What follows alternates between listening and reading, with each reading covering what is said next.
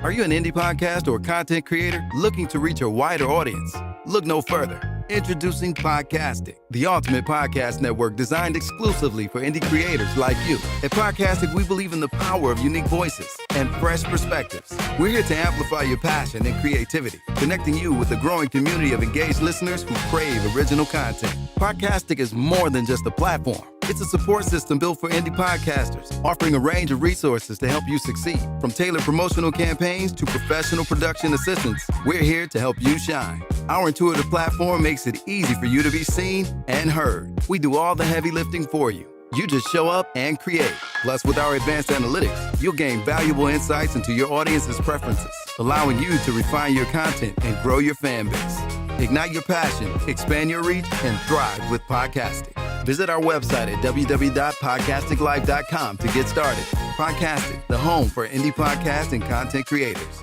The content you're about to hear is a part of a paid programming segment.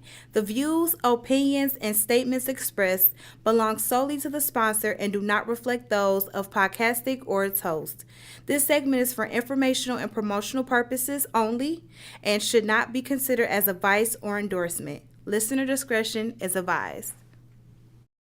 Rise and grind, wanna show at 9:15 a.m. Monday through Friday, great conversation, guest appearances, 'cause you experience us on the cusp of blowing up. Boom. Wake up, wake up.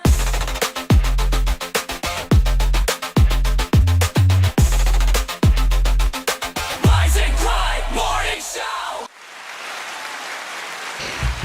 What's up? What's up? What's up? What's going on, everybody? Guess what? Today is Cinco de Mayo. So I did not bring tequila. I did not bring tacos, but I had some on Sunday. Yay me. Early celebration. They are doing a special at Condado's. $27 pitchers of margaritas. So if you got something to do today, I would do that today. That's a good vibe. Don't go to Floods though, even if y'all see me at Floods. My girls want to go to Floods. It seems so weird to hang out for Cinco de Mayo at Floods, but that's what we're doing. So one thing that you guys know that today commemorates the day that the Mexicans won over the French war. The French was invading Mexico for several different reasons: taxes, enslavement of African people, and on May 5th, 1861, they won the war. So even though it's not highly celebrated over in Mexico, it's highly celebrated here in the United States because freedom is something that we believe in. Freedom is something that we fight for. And they were not only fighting for themselves, they were fighting for us as well. So when people be like, why black people always going to Cinco de Mayo? Why you always celebrating other things that people be in? For one, we have Irish blood. That's why we do St. Patrick's Day. And we also understand the plights of Mexican, our brown sisters and brothers. So for me, I will be drunk off of tequila after 3:00. Yes. Okay, so that's why I got the little pretty hat on. Sounds like a great day. It's gonna be a great day for me. It sounds like a great day. Look, Always pretty. as you pour, okay? That could have been a part of a commercial. It could have. So, everybody, we got our other lovely ladies here today. We got Miss J. We got Miss Shan. What up, though, everybody? What up, Hey, though? y'all. Good morning. Happy Cinco de Mayo. Yes, I forgot. Today is the 5th. I definitely forgot because this ain't our holiday. No, this was a day. I This just was a day explained that me and my circle. Oh man, we used to hit it. Do you hear me hit Cinco it? de Mayo. I didn't got old, y'all. I didn't even. I ain't even got. At least there's stuff going on during the day though, so you can get lit. It is definitely a day for. It is definitely a day for day drinking. Someone who spent a lot of time in Southwest Detroit as a younger person, I recommend going home by 6:00. Okay. Good morning, Especially if you're Dorian. gonna be down in Southwest. Good morning, Yamina. But if anybody want to hit up a happy hour, let's be happy. Hit me up. I think I might have to go down to Mexican Town and hit a couple of the spots. I'm lying, sure. y'all. I'm not going. Mr. Miguel's though I don't even know is why a I really said that. I good won't be going. place for margaritas. Mr. Miguel's on 10 and Ryan. Shoot, what is it called? Right here at 8 Mile and Grand River. What is it called? I don't do West Side, so That Mexican spot right there. 8 Mile and Grand River. Yes, it's been there since 1970 something. That's like right back here. I cannot think of the name. It's near the sex store. I only know what Priscilla's. I don't know It about the sits Mexican right restaurant. on the corner. It sits You said right, that's not right the most there important on the thing corner. on that corner. Come on, y'all. Somebody in the comments help me. What is Mark, it called? I hear what you're saying when you saying we don't have Irish blood. I don't think. One thing you have to realize is that they didn't start identifying Irish people as Irish until they decided that they wanted to split races. They were the indentured servants that were right next to the slaves. The only thing they got overpower over us was the ability to tell us what to do. But they did not have a home. They were getting their ass beat just like, and what the United States decided to do was give them a race. So we're going to call you Irish white. But at that time, a lot of those Irish people were laying with black people. So I have done a DNA search. It's a very small drop of Irish blood, but it's there. I'm just saying. That's why you got so many redhead, light-skinned black people. Ask Malcolm X. Say that's all. And that's why it's good to know your history. But I mean, everybody has. I mean, life came from Africa, absolutely. And then we branched off. Where are these nationalities during Black History Month? Do they put the same? Do you put the same energy in Black History Month as they do? Because I'm not concerned about everybody else. People ask the same question that Dorian asked, and I get what you're saying. One thing I know about Black people, when white people or anybody else starts celebrating our shit, we get an attitude, and we try to block them from even hanging with us. Yeah. I can see that, because anytime that a Caucasian person is on TikTok and they're doing a dance or whatever, and they say like, "Oh, he invited to the cookout," a lot of people are in the comments like, "No, he not.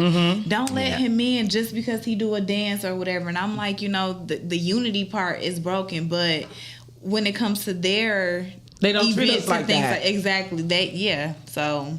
So I mean, but my question is, what are we doing during Black History Month? What are we doing during Juneteenth? I'm only concerned about my honoring different cultures and what I do. So if you have an answer, and Juneteenth is coming up, so I can't wait to see you, Dorian, since you are so concerned. I'm gonna be down at Kong stuff for Juneteenth. Yeah. Now once I learned about it, I'm going. Oh yeah, we have a whole week of It gets celebration. big. Yeah. The parade is amazing. Like I told him. Yeah, my daughters are supposed to be in it. The graduation parade. They are? With the graduate, yeah. I love that.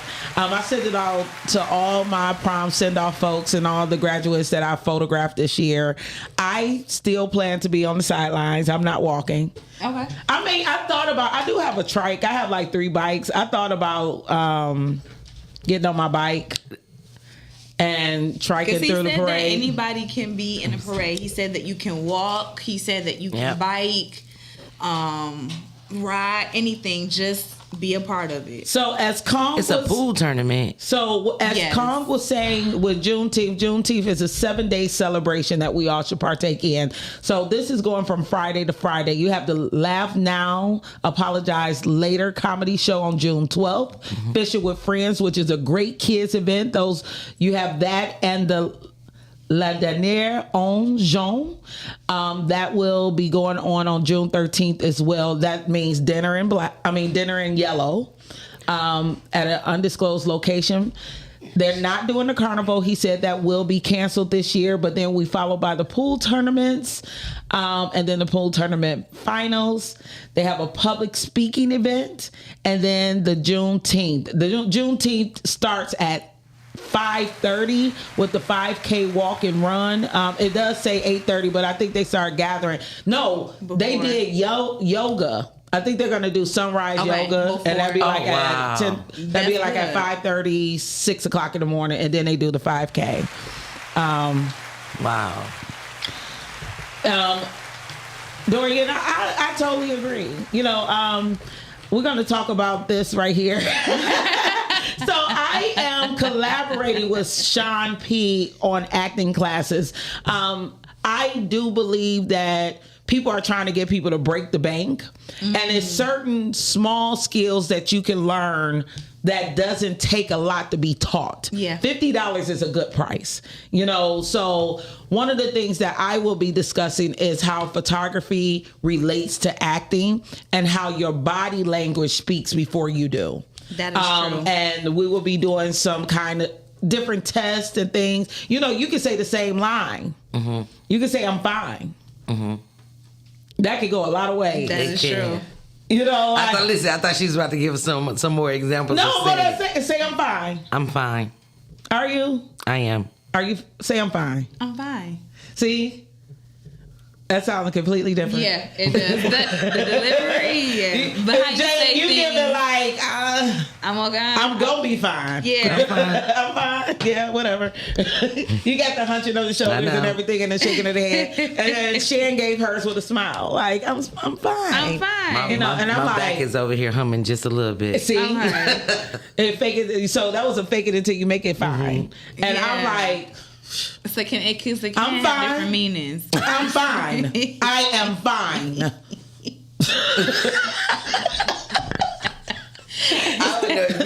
She is Listen, not body fine, and I'm gonna get out language, this okay. room. Okay. Tell you that right now. See, Whoever yeah, she not fine with, I don't want to be next to them.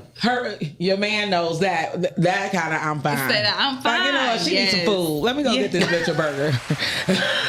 Let me bring back something to make it right. Just something. Cause she ain't fine. But a lot of those skills we'll be talking about.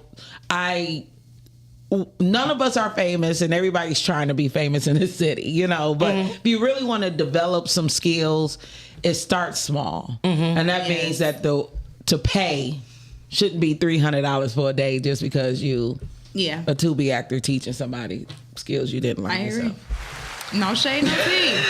Listen, when the Like, facts did you are go the to facts, acting school? when the facts are the facts, you How you know. gonna charge me $500 and you didn't even go to Thank you for the Juilliard? people. Thank you for the people in the comment. I looked it up too.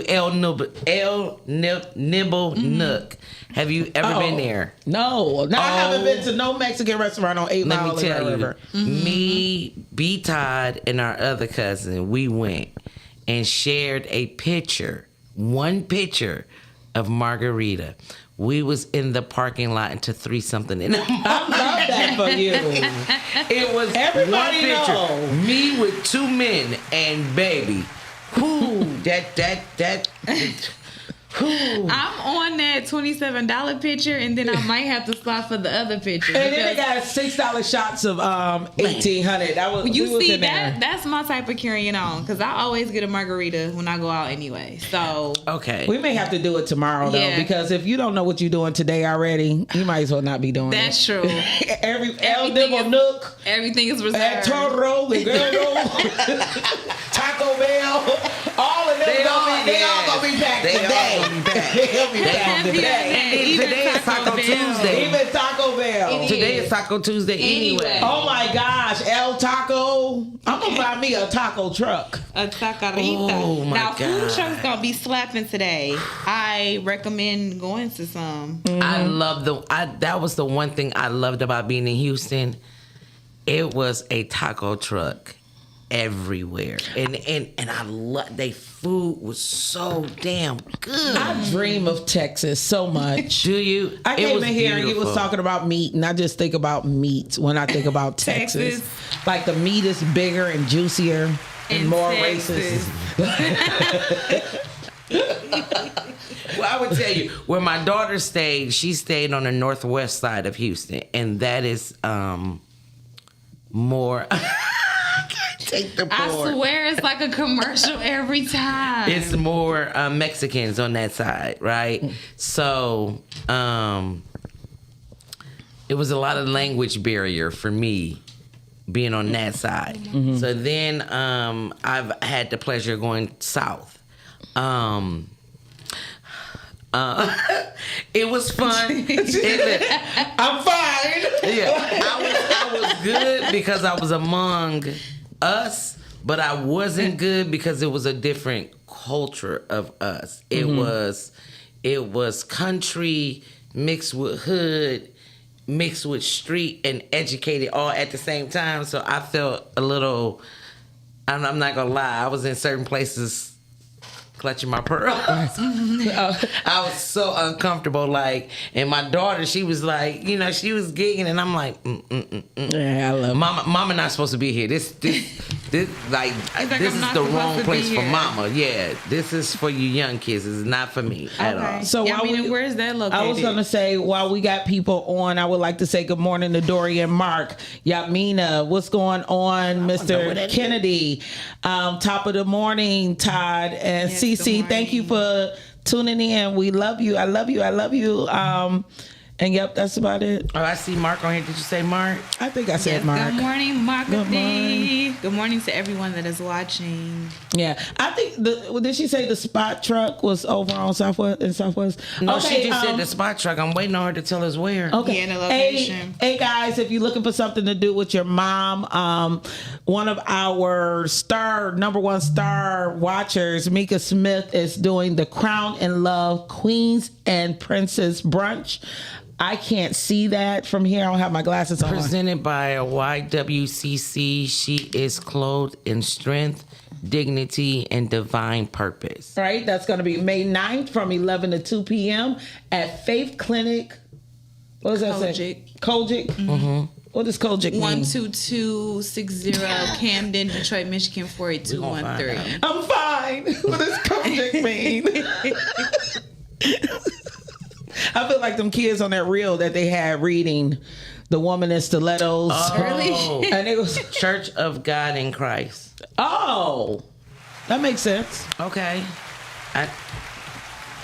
We just learned something today. Good It's not a morning. word, it's Good an morning, acronym. Yusuf. Okay. We're going to keep it moving. I love that center line education, though. She was Okay. like, Oh, it's Dearborn. Kojic. Okay. In Dearborn on Michigan and Wyoming. Okay. Isn't there Okay. a titty bar?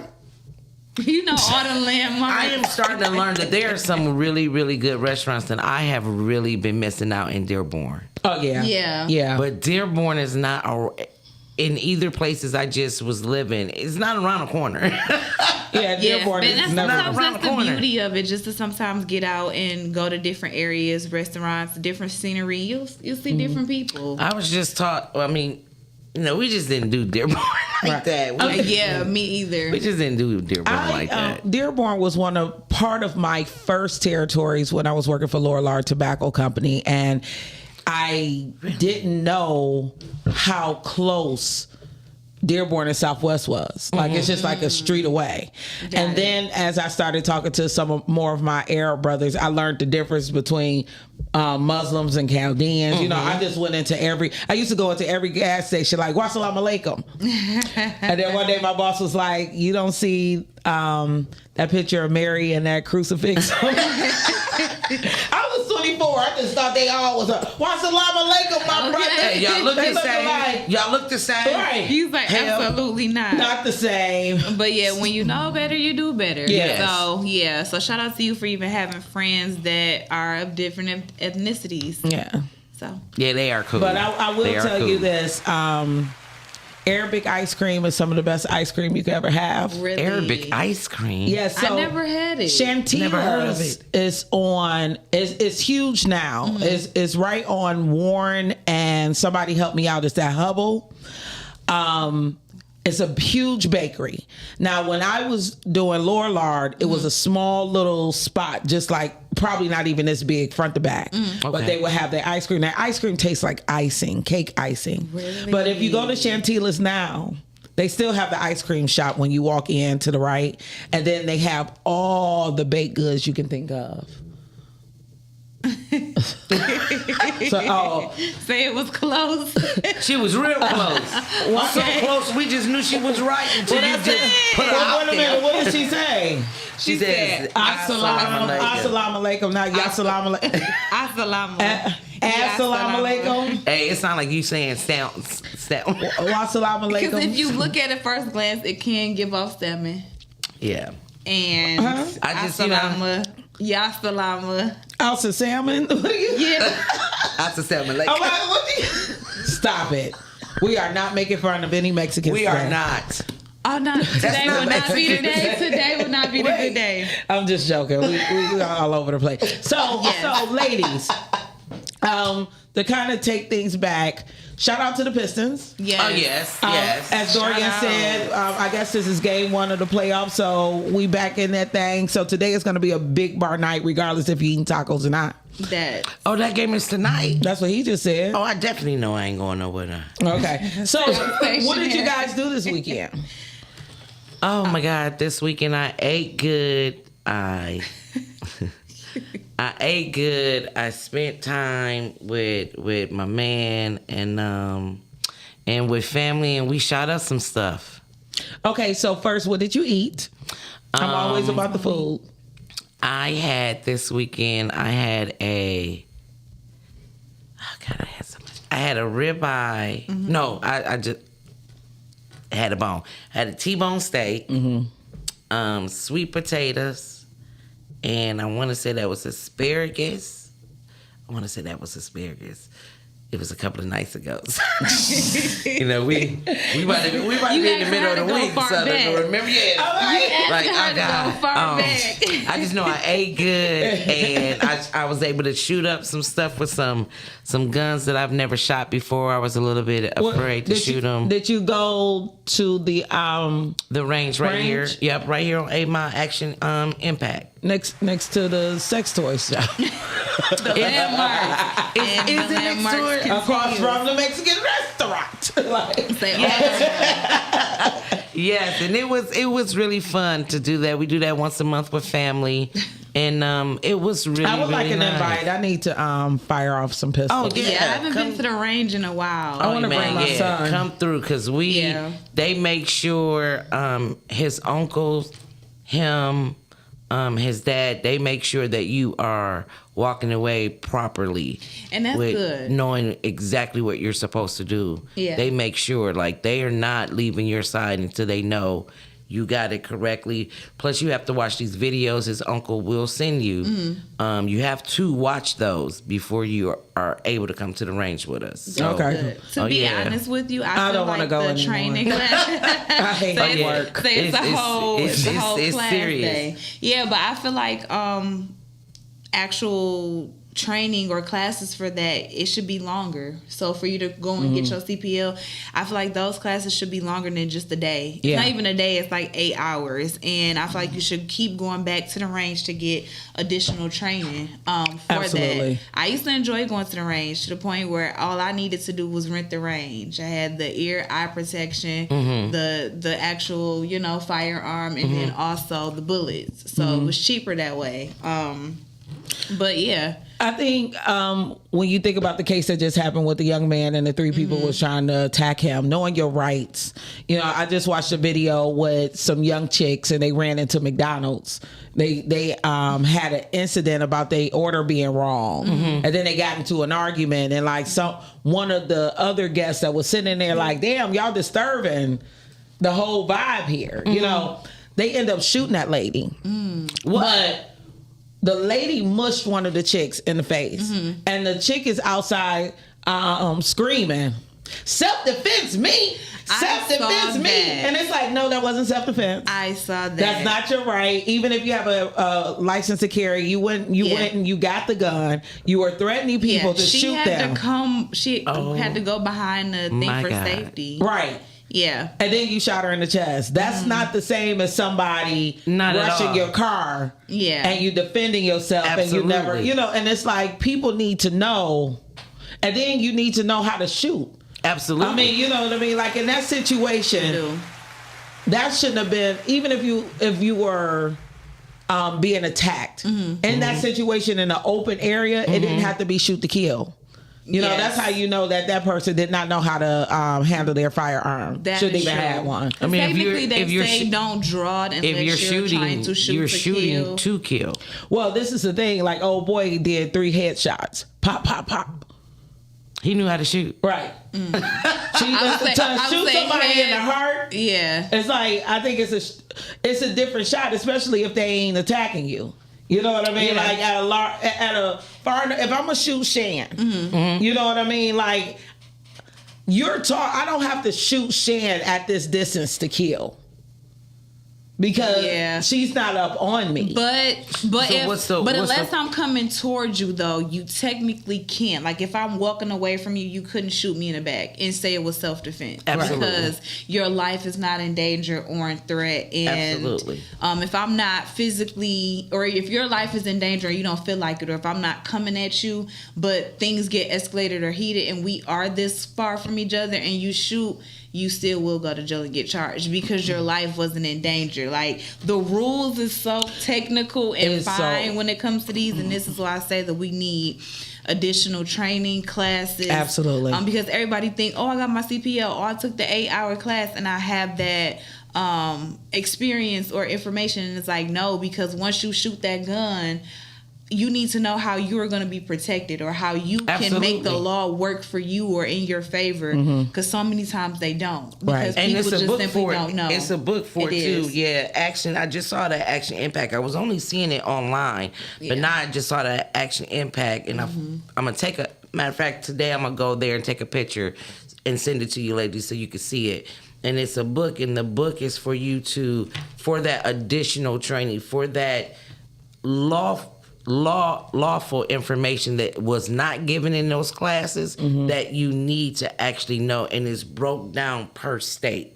So it has all the states in there, and of course we're going to concentrate on Michigan and what you can and cannot do. And I don't know how I hooked up with him, but I hooked up with him somehow on one of these social media things. So he always sends me stuff, and I'm like, okay, and he'll allow you to ask him, because what I thought brandishing was not correct. Right. And I was told the correct way, but I switched it somehow in my head. And even though somebody, before you even call in here, somebody was trying to remind me. Let's hold on. Hey, caller, what's Yeah. going on with you? Thank you.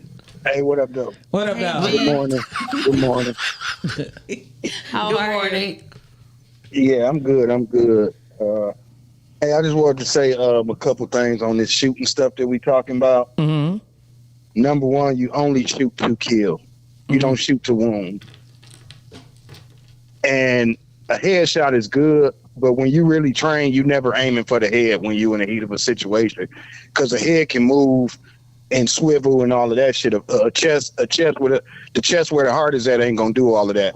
You see what I'm saying? So you aim center mass. That's what you're taught to aim, center mass. Now I have a That's question. why- I have a question for you, G. I'm sorry to cut you off, but are you talking from military or from a CPL standpoint? Because when I took my CPLs, they didn't train us to shoot to kill. CPL standpoint. Yeah, you are, And my CPL instructor was a Roseville police officer who had killed people before in the line of duty and outside the line of duty. Right. And you know what he said? Said people don't make statements. When you kill somebody or shoot somebody, Yeah. you're going to be sued. Right. No matter what. Even the family gonna sue you. A bystander can sue you. If that person's dead, that's one less witness against you. And I was also taught that when you're in a situation and a person is approaching you, you yell at the person. I have a gun. I am ready to shoot. Do not approach me. Yeah. Right. Because now you're trying to get other people to see what's going on and to hear that you gave that person a A chance. warning. Right. Right. Now, you know, it sucks because, you know, I don't ever want to have to take a life, you know what I'm saying? And I know many people that do, but you got people out here that don't understand what that is. You see what I'm saying? They don't understand it. They think I got a gun, I can shoot, right? And that's just not what it is, because you have a lot of people. See, me, I'm a de-escalator type person. When I'm going to give you way more leeway if I'm protected than not, right? Because I got the drop on you in my eyes, right? But people nowadays, they don't want to de-escalate situations because they feel like they are judge, jury, executioner. You know, and it's sad. And a lot of people, and I hate this, a lot of people ain't even taking that damn 8-hour course. They getting a hookup. Right. And then That the is first time they pick a gun up, they picking it up, putting their finger straight on the trigger. Like, what the Yes. fuck are you doing? I mean, what the freak are you doing? And you want to know something, G? I say this all the time because I really sat and thought about it. When we go to the gun range, our lives is in strangers' hands. Like, we are standing next to someone we don't know with a gun in their hand. Anything can go wrong. And like you said, you just hoping to God that the next person in the next lane, like you said, took the 8-hour course or have some type of prior knowledge or training, or at least is with someone that knows how to at least load the gun, things like Right. that. So, but to your point, like, we don't know these people. We're just going into a gun range vulnerable. So this That's is why- go ahead. That's why everybody is a range safety officer. When you own a range, everybody on that range is a safety officer. Mm-hmm. And that's the way I look at it. That's the way I was taught from the military. But when I'm in there, I'm not just shooting. I'm looking around. You know what I'm saying?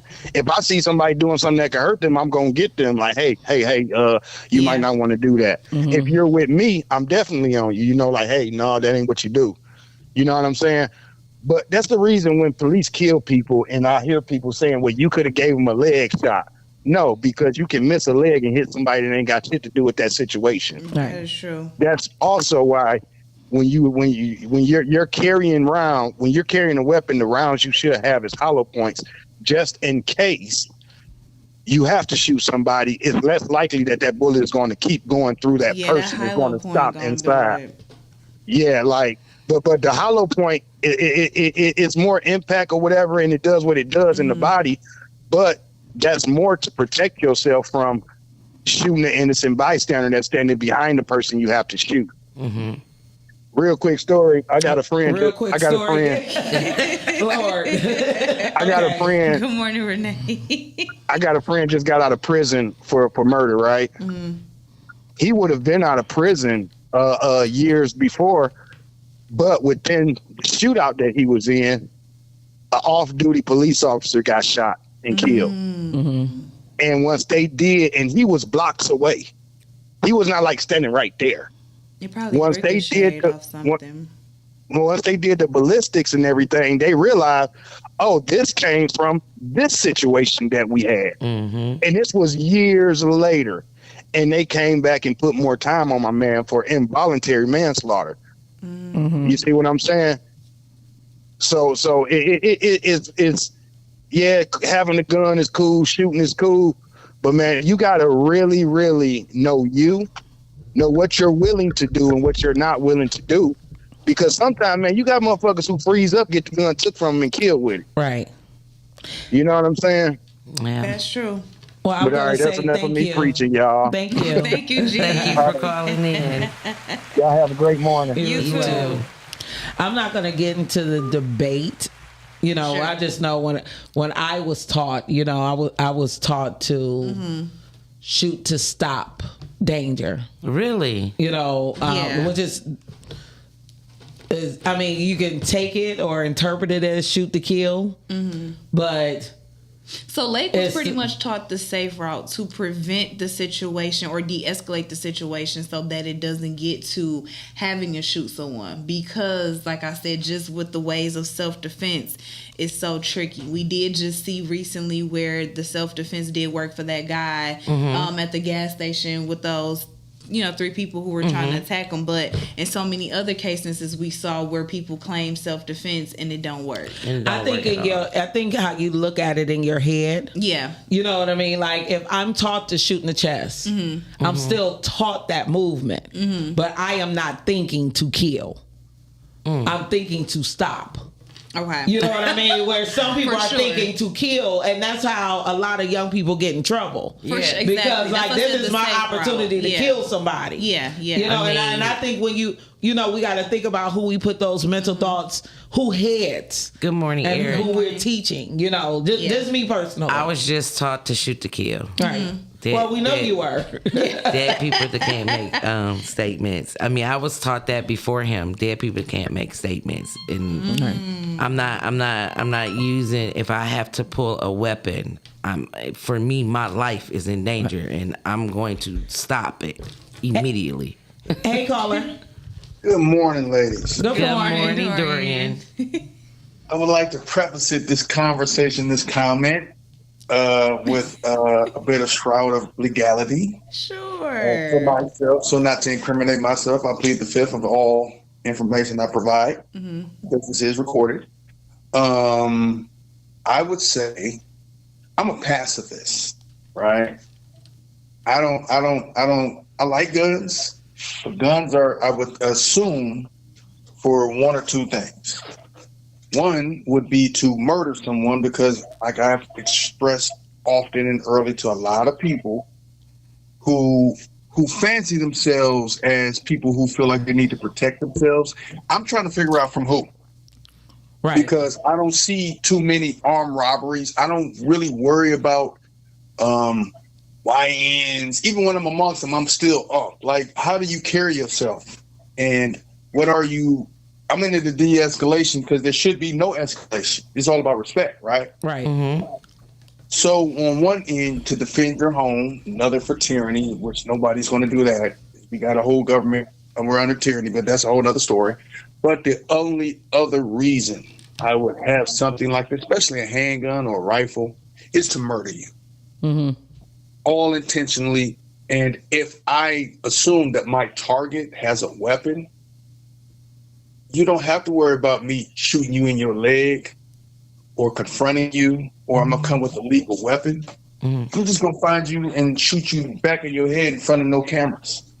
To the dome. I don't have to use a high-powered, expensive handgun, and nor am I trying to talk to the police or the prosecutor, nor am I going to be sitting around trying to wait to, to count the bullets and say self-defense. No, the only other purpose of having that is to murder, to kill things, hunt or murder. And some people proficiently practice for self-defense that will never come. Your anger, what you should be practicing on is your anger and how you control yourself. Now, I agree. I mean, I want to say hi, Eric, and he if you pull your gun, you use your gun.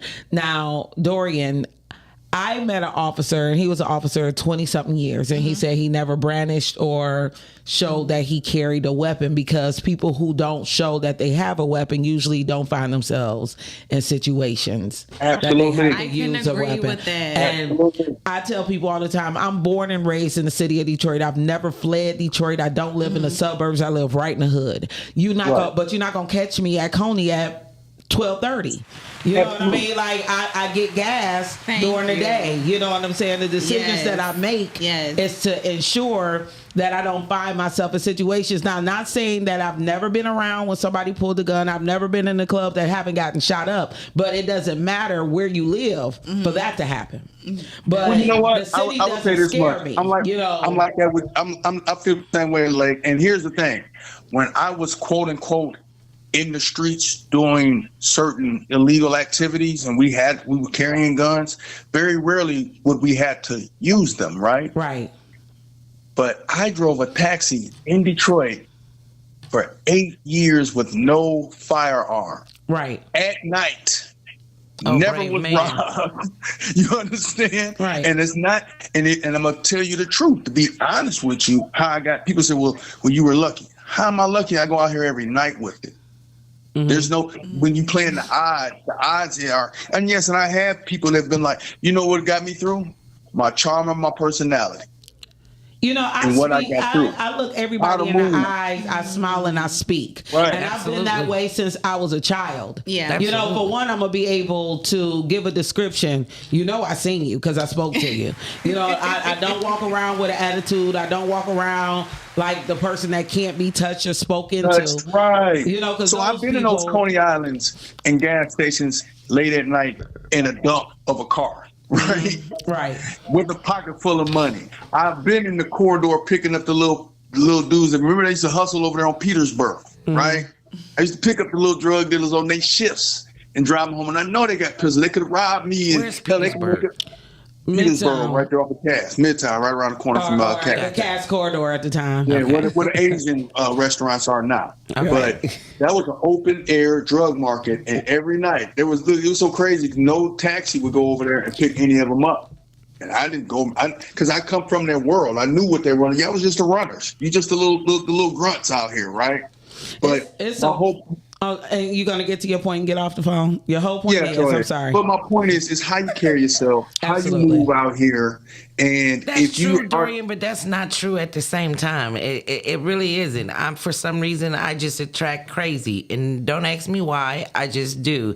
And things that has happened to me when I was door dashing had never happened to the person I learned door dashing from. Now, it may be because he's a man and I'm a woman. I'm not sure. But the more than things likely. that used to happen to me out here in these streets, and I would DoorDash, I had my no-no areas that I was just not allowed to ever take an order going in that direction or pick up an order in that area. But it was still some other areas that I had to go in, and it was like, it was not cool. Like I'll be honest with you, in the I suburbs, cringe. I had a white man jump in my face outside. I mean, walk out his front door to jump in my face.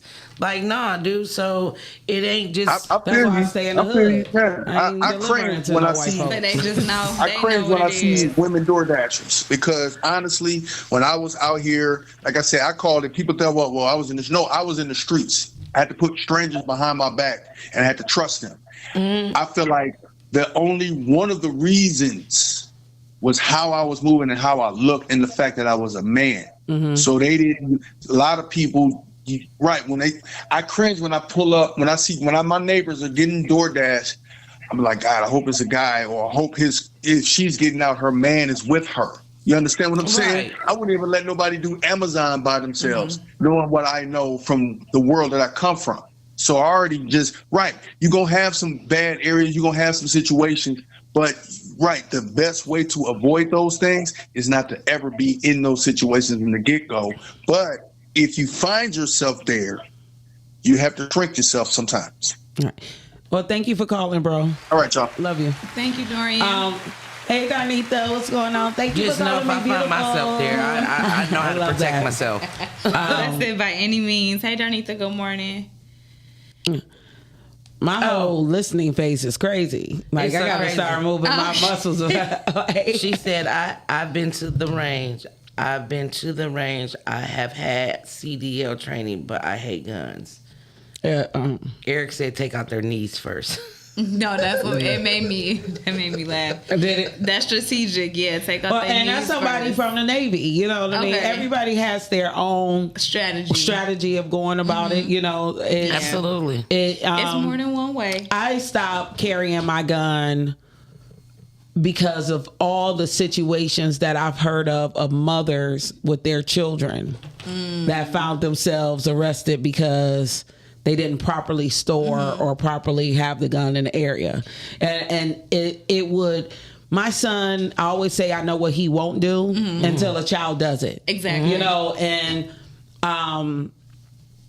to see him, you know what I'm saying, to even think about him possibly going into the glove compartment or something and grabbing something and accidentally firing off or anything. You know, we just had a 6-year-old shoot their 3-year-old sibling, you know, in the chest, you know, and to come back out to that as a parent, regardless of if it was a bad decision or not a bad decision, you're just not thinking if you're running in to grab some garbage bags that this is what you're going to return to. For sure. You know? And that's why Kim Worthy, she wants to have that lock 'em up rally. So, because she's like, something has to be done because there's too many instances where kids are losing their life because their parents' guns are left unattended, unlocked, easy access or easy accessible. So, but a locked gun don't get you nowhere. You know what I mean? Like I have my I just don't know why it was not on the actual safety. parent. Why if you have it in a lockbox, kid is in a vehicle.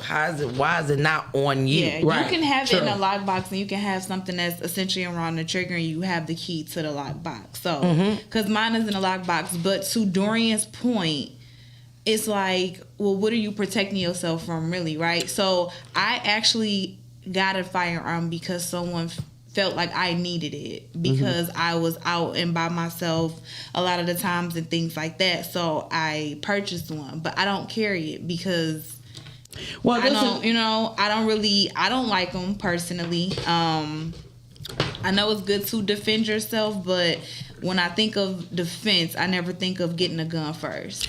Well, this is the thing, and this is why I feel the way I feel about a lockbox. If I kick in your door and I'm about to rob you, you're going to be in so much shock. You probably won't have that key on you. You'll Absolutely. be fidgeting around and you won't get it. Like, my clip and my gun is in two different spots, but they're close enough together. They're far enough for my son to not know where they are, but close enough for me to load my pistol in enough time if I hear noises. You know, and fuck being locked up, because my lock is a combination lock. Okay. I can't remember none of my PIN codes. Look. Hold on. Stop! One. Listen. And I bet that's how my mama looked. My mama thought that there was an intruder in her home because her side door was open. She goes in the door looking for the intruder. I said, Mom, where was your pistol? Oh, it was in the closet.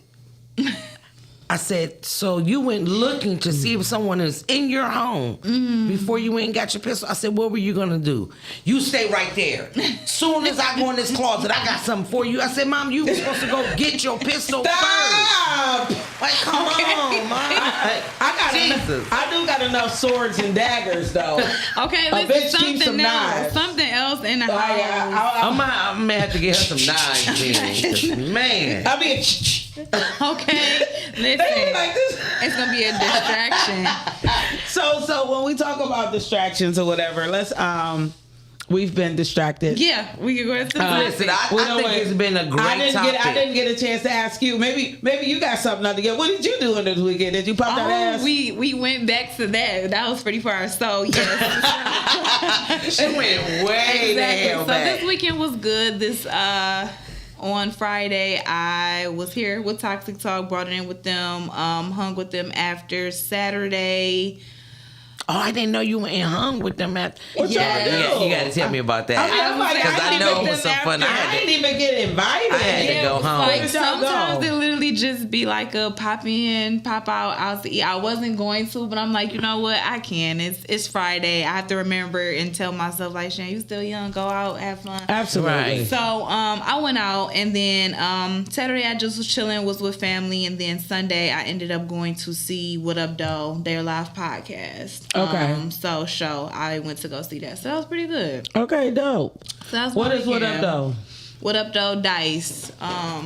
Dice, Gino, and Tez. Okay. Their podcast. I went to go see. They had a live show on Friday, and it was Battle of the Sexes. On And- Sunday. Yep, that was Sunday. Now, what would you say was so dope about the live podcast?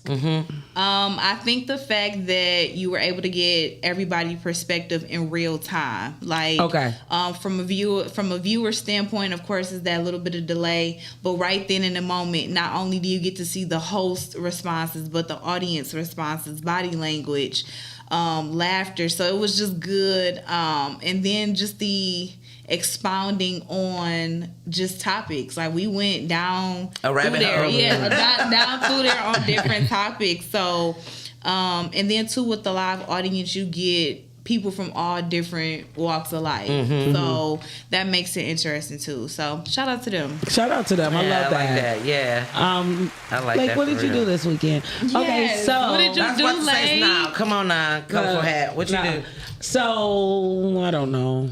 I work. I seen the Michael Jackson movie. Did you guys? I have Yes. not seen it yet. Okay, so I've you seen have it, seen it. yes. One of the it's so many talking points to this movie, so maybe we can come back because I have like a list of things. Yes. Now, for one, everybody know Michael's story. Yeah. So me and my cousin got into a debate because I was telling her that to me, Joseph wasn't necessarily the villain, but the Okay. fact that his family produced this, you know, they know how they felt, they know the fear that this person put them in and whatever, they lived it. Yeah. Because Jermaine, Tito, Prince, which I just realized that Michael named one of his kids after Prince, but his children, like his nephew, right? I don't know why. The kids 50, they 50 now, right? Right. But like these family members put their money into this project. So it wasn't one of those things where it's like somebody else was telling the story. Right. So the way Joseph was portrayed was probably how the boys remember their father being. Yeah. But he kept saying that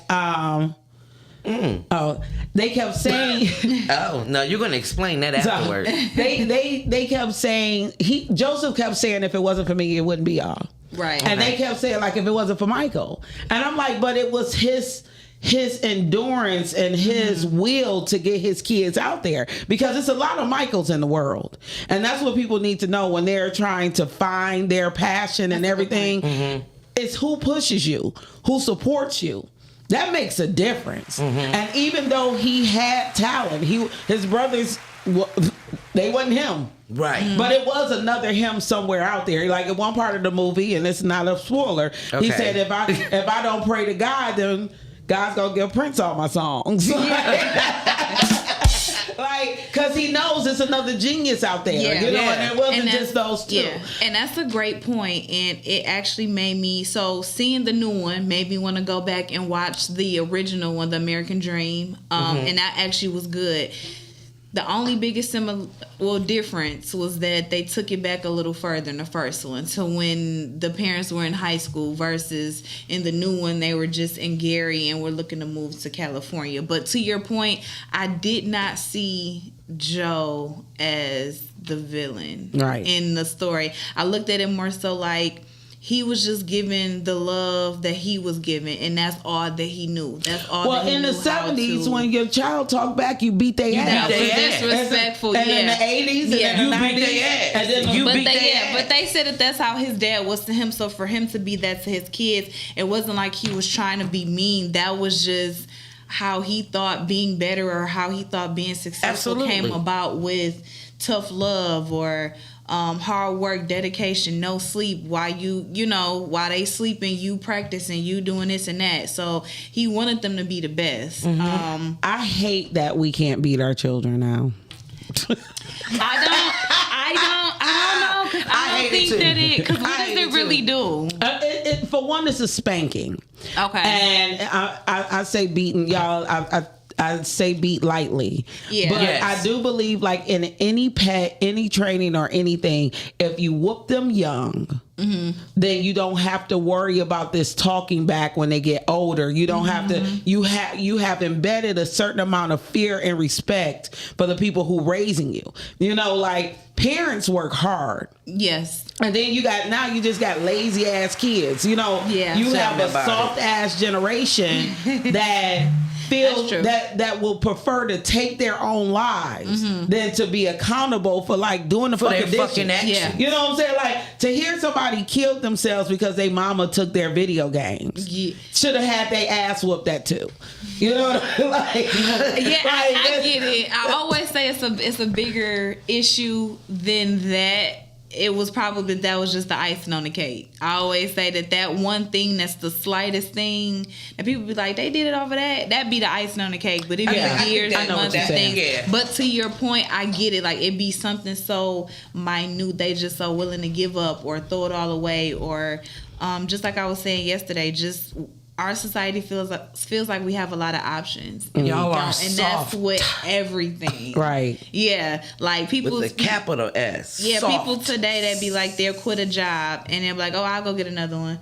People like in your generation, they're on jobs 20, 30, 40 years. They're retiring. Not in my generation, but my generation. The generation before. My parents definitely retired out of jobs. Yeah. My generation, and May I have even been the say like, last. even because you got a non-traditional way of making money, we started to learn that we were taught that retirement may not be there, so you got to start figuring out options. So some of us drunk the Kool-Aid, and some of us threw that mud, threw that sugary shit out, down the drain, because I bought it for a second, and then I woke up like, so the only people that's really getting rich is the people that own this. I'm working to make your dreams come true. Y'all pay me a smidget of really what my skill set brings you. I'm not doing this shit no more. Now, one of the things I'm done. do realize, and I'm not a feminist, and so I'm gonna say, you know, this is pro men. This is pro men. Okay. One of the things that I learned through this movie is the difference having a dad in the home. Like, they wouldn't have been shit if they would have worried about their mama. She's like, no, Joseph, Absolutely. let them sleep. No, fuck that.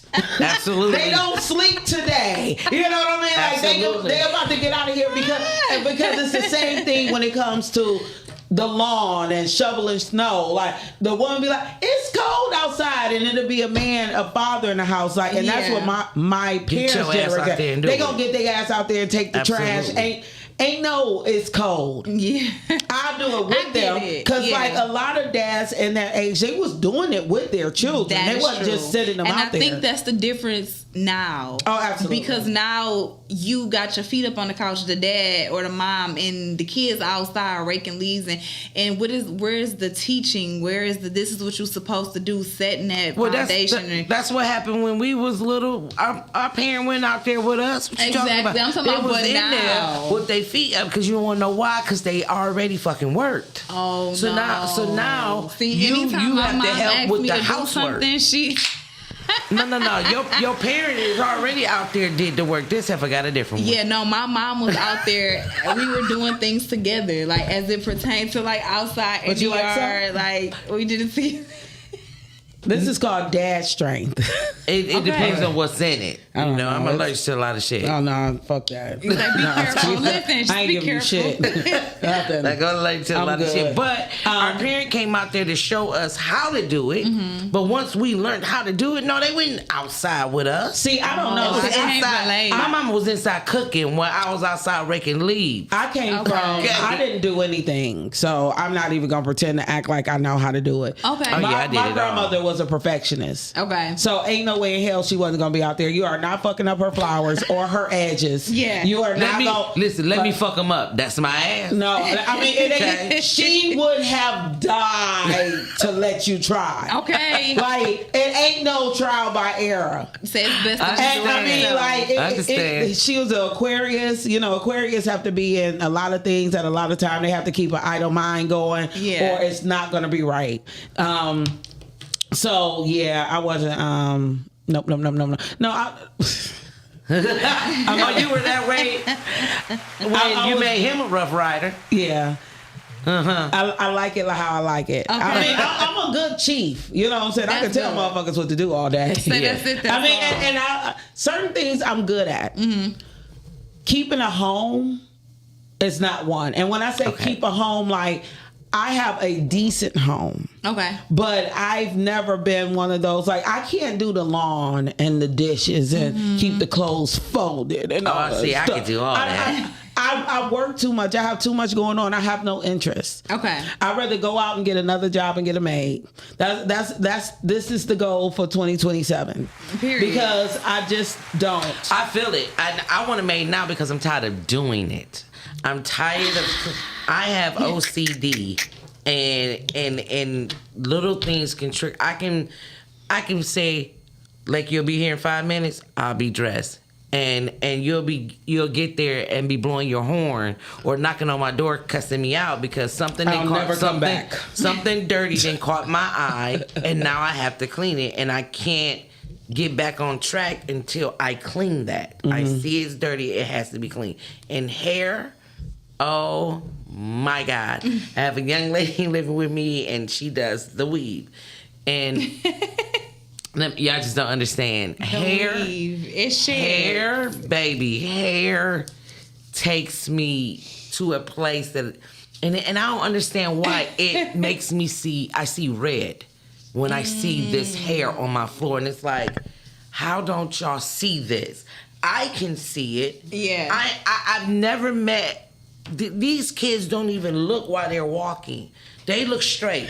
They never look down. Never look They down. just straight. How can you not see this shit in this hallway? Like, I'm not even that's a pet peeve. understanding. It is something different. Baby, ooh. I think that's one of the things of living in a home, right? When things bother you, you want it done or you want it taken away right then and there, but your time is not the next person's time. And that's where the clash begins, right? Because by you being annoyed, you want it done right now. The kid mind may be, oh, I'll get to it when I get to it. That's just a pile of clothes. Or that's just my jeans and my t-shirt that I took off. That's not anything, you know? So I feel like that's where the clash happens because her timing is not your timing. You know what I It's not figured just out that. that They just different. what I figured out that I made the mistake. Like King's responsible. Different. King is responsible for cleaning the bathroom. Okay. Every Saturday or Sunday, you clean the bathroom. What I was making the mistake of is not making him go back and skip the things that he didn't. So it looked good on the surface. But then you'll lift up the toilet and it's like, it's still a ring around here. And I'm like, oh no, it ain't no big deal. You know, and then like about a month ago, I'm like, F that. Yeah. If you ain't gonna do nothing, you gonna keep going back and doing it. You know what I'm saying? Why am I letting him get away with sweeping the floor? Yeah. You know what I'm saying? Like, I ain't ask you to mop or nothing. You know what I'm saying? But if you need to sweep it. can The sweep simple it. things that I asked you to do should get So go done. back in there and do it again. Yeah. This weekend he was like, I was taking a break.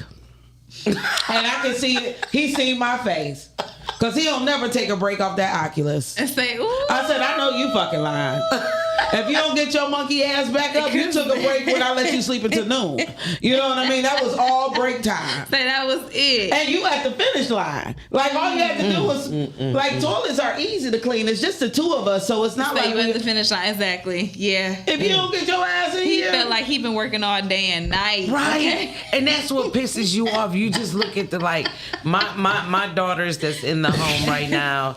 Listen, I don't know what it is. They never open the blinds in their room. Me either.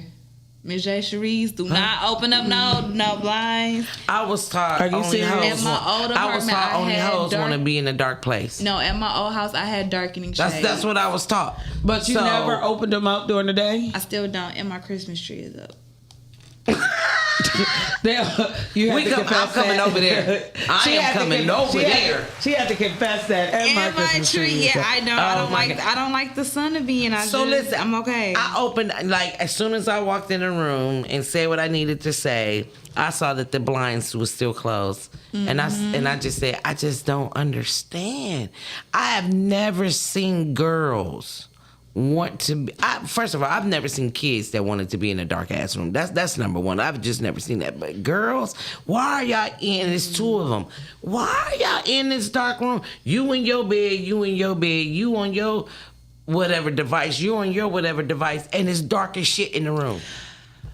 I'm like, what are we doing here? It's a sense of peace. When you turn off all the lights, it Peace just my says- ass. I said when you wake your goddamn, when them eyes open up, it's daylight outside. I need daylight in my house. Well, I think, and I The hell? I come from that. I think people need to realize that's the source of why your electric bill's so high. Like, get some sunlight Get in some there. sunlight in Let here. the walls breathe in the Open- sun, open and then your- if the walls have the sun, then it reflects. Open your window so your house can breathe. Yeah. And I said, when the last time y'all even opened this window in this room? Let this room breathe. Like, damn, I'm 7. You was like, I need to open. I don't know. So one of the things, I'm with your daughters on this one. right? Outside of that, I got a chance. I worked the majority of the weekend. My outside work is fun though. That's good. That's good. I had the opportunity to photograph a 40th birthday party. Nice. She did a Devil's Wear Prada theme. Nice. Oh, yeah, I saw that. Yeah.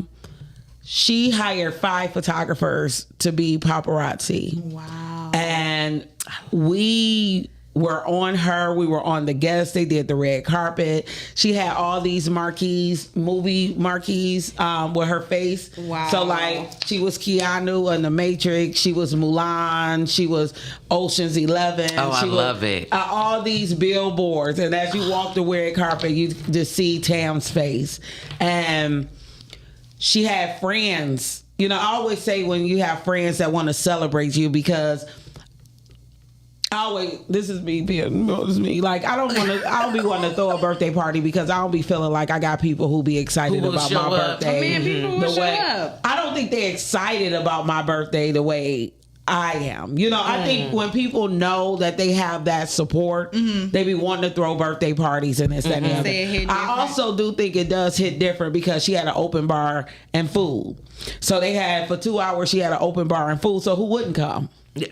You know, and then she rented out 2 private movie theaters. So upstairs in the Imagine, they have a 25-seater and a 50-seater. And you could do a private screening. And The one in Roll Out? yeah. Yeah. So it was just so beautiful. And they watched the movie afterward. It was just amazing. And then we had the wine festival at the museum. And that's all I'm going to say about that. I just saw somebody that I follow was there at the wine thing, and I was like, it really looked like they had a good time, and I was like, okay, I got to start hitting the city more. I used to go out so much that I think I'm broke. Like that part of Literally me, or on the inside? like, no, that part of me of wanting to be out and about and you know what I'm saying, in the nightlife. I think that part of me is broke because I started doing it at the age of 15. Like, we was in the strip clubs at 15, 16 years old watching male dancers. Yeah. You know what I'm saying? So we were out, we were in the 35, 40 and up clubs, and we were teenagers. I spent a lot of time. I'm I think just I like, started oh. hitting the clubs at around 14. Okay. Spent a lot of time at UBQs. Oh, I yes. spent a lot of time in Maxis and Legends. About time I left for college, I was 17. So like I missed like the River Rock thing because I was already gone, you know, but it was easy to get in those clubs. But what I do now, I'm more of an experience type of person. Yes. So So like, you're going for the experience? well, the thing is like day drinking. Like the wine festival was over by 9, but it was 2 sessions. You had a 2 o'clock and a 5 o'clock. You know, 2 o'clock and a 6 o'clock. So by 6 o'clock, if I'm doing 6 to 9, I'm done for the day. I'm not walking into nobody's club. What? Oh yeah, I ain't walking into nobody's club. And on that note, y'all, I want y'all to stick with us. This is a great conversation. We coming right back with the topic. Just stay around a little longer. We hitting commercials up right now. Oh yeah, into the world of Mocha Aesthetics. Located at 19376 James Cousin, Detroit, Michigan. It's a sanctuary where self-care meets luxury. We provide a safe, comfortable, and relaxing environment where you can unwind while receiving top quality service. From expert Brazilian waxes to meticulous Russian manicures. Call and make your appointment now. 248-910-3537.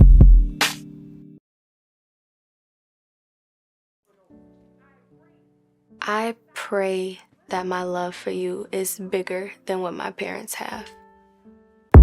So you must be my daughter's new friend? Candy, let me ask you a question. Oh, so this him? This the man that comforts you more than me? All men ain't like daddy.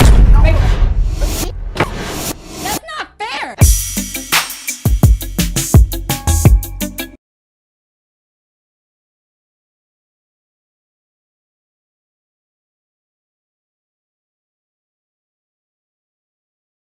Are you an indie podcast or content creator looking to reach a wider audience?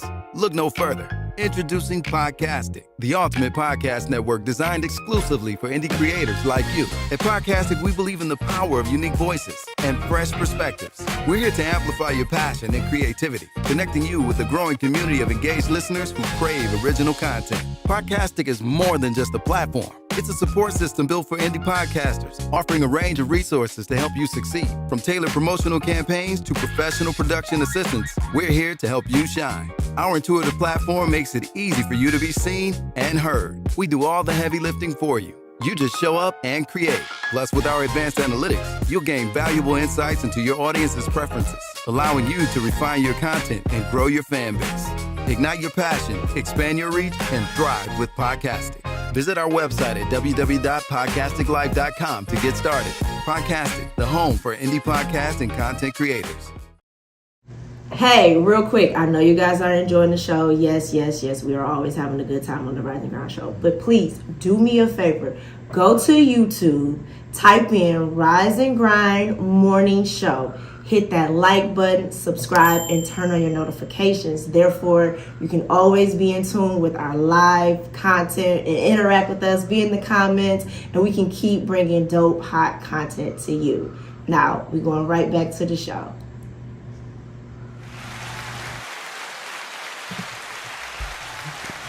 Hey y'all, I just want to say thank you guys for sticking around. Yes. I was just telling somebody about the Coffee Lodge the other day, and I was like, it's a dope spot to hold meetings at when you want to get more professional. I think one of the things I need to start doing when I'm working on my photography is getting out. Yes. And sitting someplace outside of the home. Yes. I got a what do you call that? My ass made a dent in my couch. Oh. You're like, what is this? You got a permanent ass mark in the couch. Right, I just sit there like. Okay. So yeah, I need to do better. I need to sit someplace else. Yeah, and it's getting warm outside. So yes, baby, my time of the year. Yes. So we was talking. And then life is art. So. We were talking about. I'm happy you brought up art. I'm happy you brought up life. Before we left, we were talking about things to do in the city of Detroit, and then we're gonna go right into the topic. Okay. Y'all know I'm a big advocate about Drinks by Design. Mm-hmm. Drinks by Design is this Thursday. I can give the website, which is designcore.com. Drinks by Design is where they integrate art and new facilities around the city of Detroit. So I can go and look and see what the theme was. But last month, the theme was sustainable fabrics. And they had all these designers who somebody made a dress out of Kotex. out of maxi pads. Okay. Somebody made a dress out of disposable gloves. Yarn. So my mom made me a jacket. I wore my yarn outfit. Reusable fabrics. All of those are sustainable. And they did it at J-Hub, which is a school that they turned into an innovation center. And they also have suites to rent. So when you go into this, you know how elementary schools look like inside of the city. All of them look the same. They're brown brick. When you go in there, they had glass offices, wooden wax floors. It's just an amazing thing to see what they're doing around these buildings. And the thing that I encourage Black people to partake in these type of events is because no one looks like us when I go to these events. So that means there's movement being made in our city and we're not a part of, and we're wondering why we're behind because all this SHIT is going on. And we just like, I don't want to be a part of that. Yeah. It ain't going to be nothing but a bunch of white folks. It ain't got to be a bunch of white folks if we show up. That's a good point. It starts with you just show up. We was right in Midtown, you know what I'm saying? So I just encourage people to check it out. It's going to be Thursday. I also got tickets to Christopher Williams tomorrow. Nice. What is that? Christopher Williams is going to be at the Debo Event Center, which is Shetfield's, her father's. He turned the library. Nice. He turned the library into an event center, the one on Grand River in Livernois. Mm-hmm. Really? And they do a lot of free concerts. So one thing that's coming on, I don't know if y'all know comedian T Barb. Yeah. Mm-mm. She's hosting a showcase on Juneteenth. And they're giving away, the prize is $2,500. Nice. And it's free to register. Nice. So this Drink by Design that's coming up, it's going to be at the Vander Detroit. It says the theme is going to be product design in Detroit, color, materials, hosted by Vander Detroit. It's going to be in the historic Milwaukee Junction factory, which was built in 1935. So it also give you the opportunity, you be walking by like, what's that? I wonder what they do in that building right there. That building been here all this time. So you can know. So you can know. Yeah. So hang out with me if y'all coming. If not, I'll be there. Shit. Okay. Okay. And they be having DJs and they have a bar. Nice. I like that. I love it. vibe. And it's early, so it'll be like from 5 to 8. That's great. Even better. Even better. 5:30 to 8:30 to be exact. Yeah, because I think growing up is realizing that you don't have to wait until the weekend to have fun, and it don't have to be an all-night situation. Absolutely. Like when I used to hear people go out to like clubs or bars during the week, I used to be like, y'all don't wait till the weekend to turn up. Like it's lame during the week on that. But now I'm just like very much a good happy hour. It don't have to be too much, and you can still have a good time. Yeah, I love happy nothing hour. better than a good happy hour. And it's a great crowd. You don't have to worry about looking over your shoulder. Mm-hmm. You ain't never lied. So yeah. Well, I got something for y'all. Okay. The news. Okay. Okay, let's go for it. Here's Jay with the news. All right, so there is an annual Chef's Cooking fundraiser happening this week to support the youth. The annual Chef's Cook-Off. This is their 9th year doing it. It's going to be returning May 7th with the police chief and the fire chief. It is not your typical fundraiser. What started as a creative way to bring community leaders together together to grow into one Metro Detroit, more unique, high energy event. This is the place where you want to be.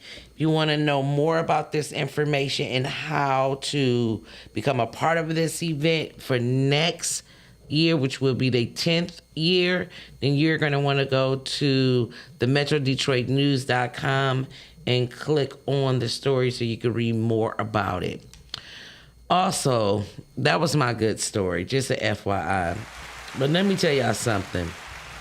I have one more good story, which I'm really, really glad that I found this one. It is the Cass Tech valedictorian accepted into Harvard, Yale, Princeton with a GPA of 4.31 and $1.5 million in scholarships. I know a lot of us, at least I know this is how I was, so I'm not sure if the Times has rechanged again.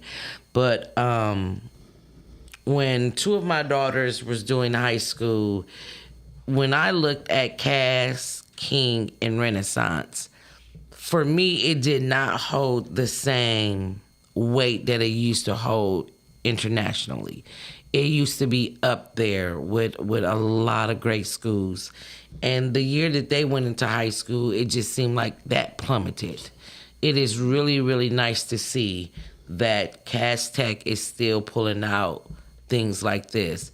And that's something that I wanted to salute you guys on. So that, and that student, I'm not going to give your name out. Just think that's a little bit too personal. But once again, that story is also on the MetroDetroitNews.com, so you can go there and read about it. And then this is my last one. This is the one that they need to just get a bop upside the head. Because suspect wanted after pouring gas, igniting a fire at the Huntington Place in downtown Detroit. Just why? This person is seen on camera literally pouring the gasoline onto the floor. And that happened on April 28th, right before 9 a.m. And the authorities say the suspect then walked towards an exit, lit the fire, and left the scene. If you have any information on who this person could be, they are asking that you please give them a call at Crime Stoppers at 1-800-SPEAK-UP or 313-596-2940. Somebody, if you know this person, we get a bad enough rap here in Detroit. You know, things are bad enough. And then you have people like this that are destroying the new things that are being built for our city to be in a better light. So please, if you know who this person is, I understand snitches get stitches, but quiet mouths also don't get fed. Mm-hmm. That is Jay with the news. Now, I think one of the crazy parts about that is that, I worked at Huntington Place for 4.5 years. I didn't hear anything from any of my friends that still work there, but I mean, what type of person are you? What you mad about? Yeah. What you mad about? What the floor do to you? It's the convention center. I mean, it's not the easiest place to work, and it's a big building to walk around. You know what I'm saying? But he's like, but still. It's owned by the state. That part. So what people have to understand, the convention center is owned by the state. It's sponsored. They do the naming rights. So Huntington Place, Huntington Bank bought the naming rights to put their name on there. That's why y'all had the Kobo TCF when it was going back and forth. Gotcha. They had the but why? That's all I gotta say. Why would he do that? Listen, Todd just said snitches are only snitches if they commit the same crime and told afterwards. A civilian can't be a snitch. That has to stop, especially in our community. Thank you so very much for correcting me. So speak up. It's the only way things are going to stop. We have to start speaking up and speaking out on crime in our neighborhood.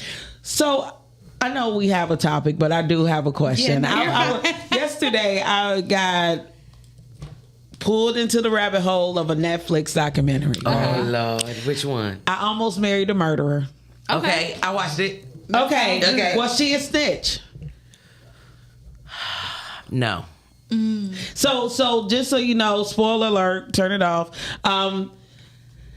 This lady met a man.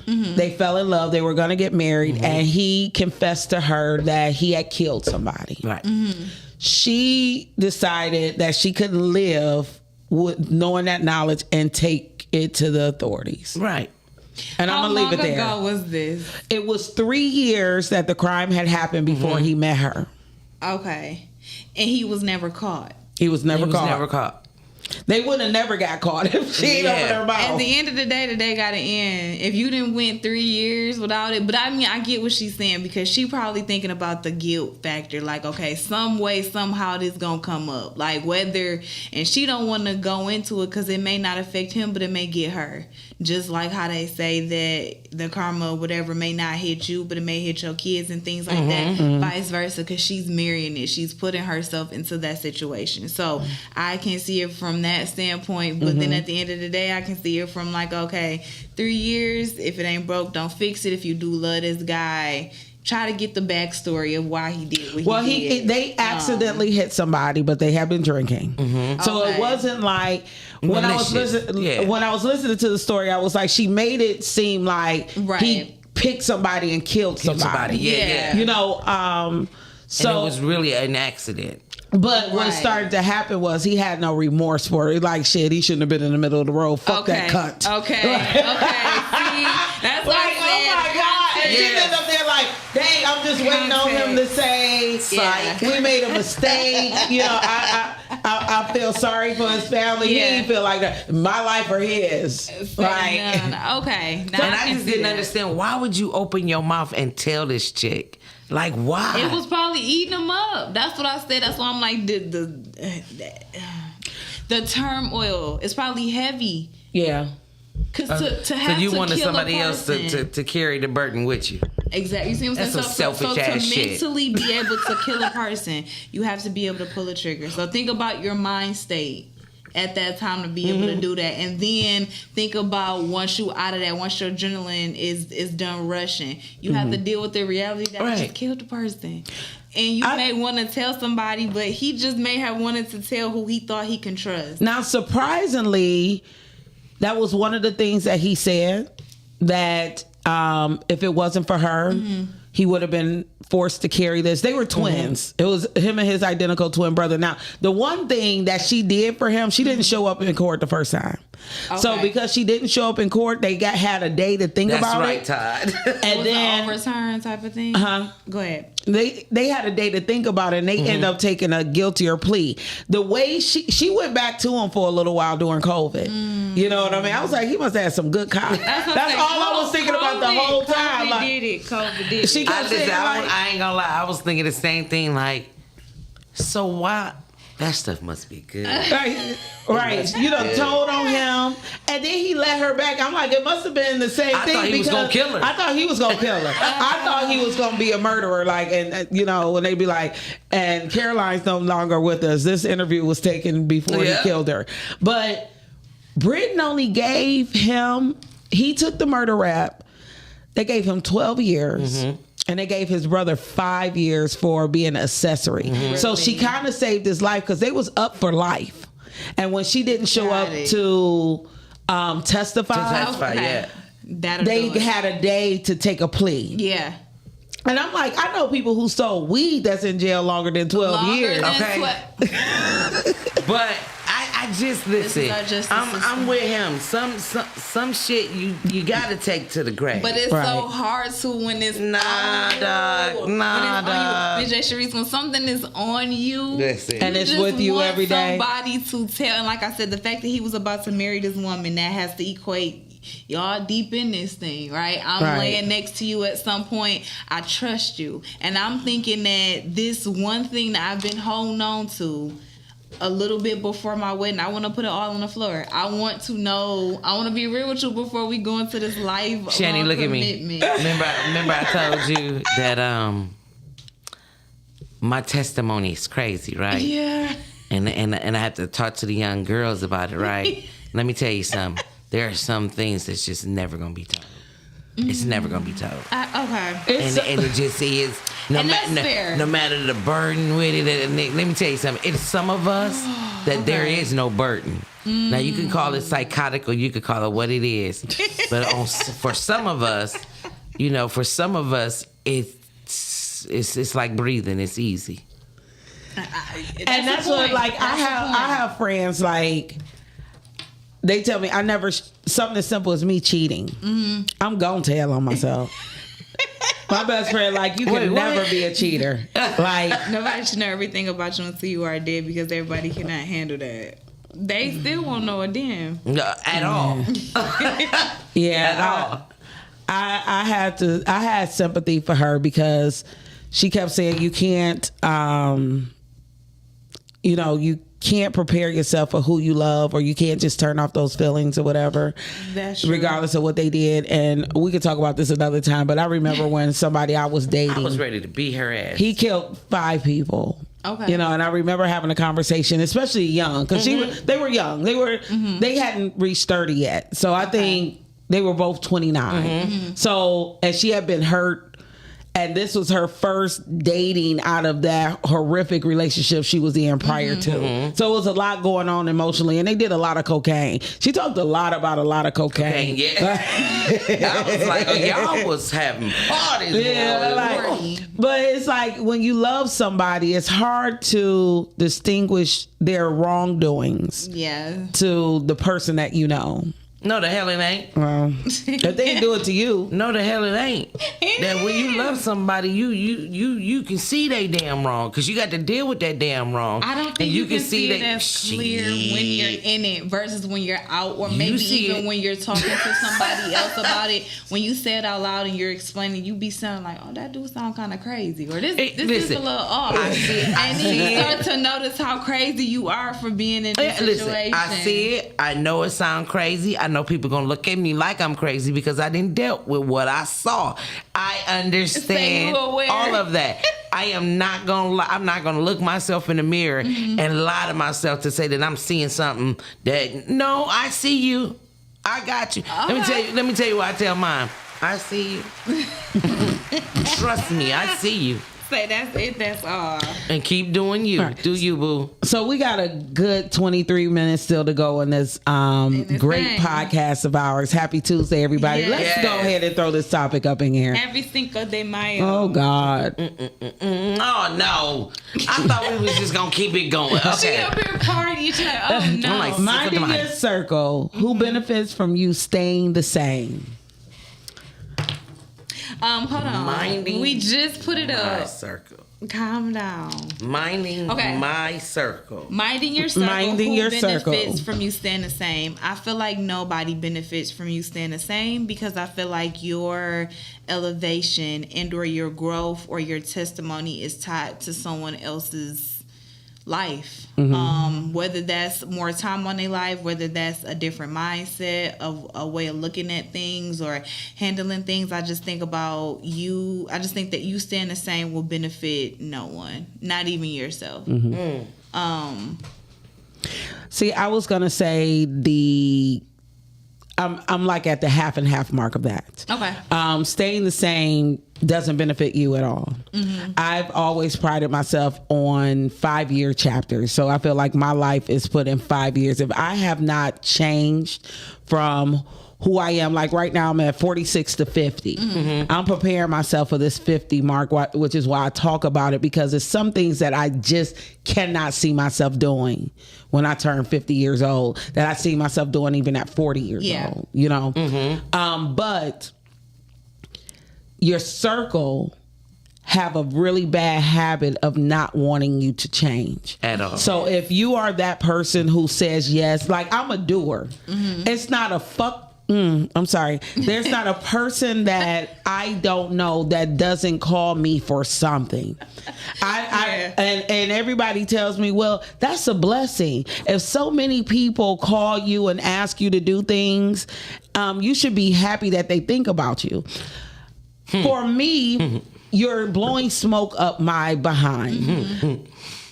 It's a burden With the damn because line. nobody is doing anything for me, and I don't have anybody that I feel like I can call and say, hey, can you help me out with my job? Hey, can you help me out with this advertisement? Hey, can you help me? So I'm so busy juggling my own thing that people want to put their things on my plate as well. And I ain't making no money. People will tell me I would be rich, but I ain't making no money for the research or the brain power or anything that people are using me for. So now when I have that to say, just like what I said to you guys, I'm looked at as I'm complaining or I'm being ungrateful for those who are not. And it's like, and it's like, well, maybe I should remove myself out the situation. If I remove myself out the situation, then you don't have to worry about using my gifts. I don't have to feel used. Absolutely. And then we can just, and that's just how it is. and it's just how it is. And it makes me a better person because now I am benefiting. I am sleeping better. I'm resting better. I'm taking care of my own mental health and my body. That's good. You know. So what about you, Jay? No one.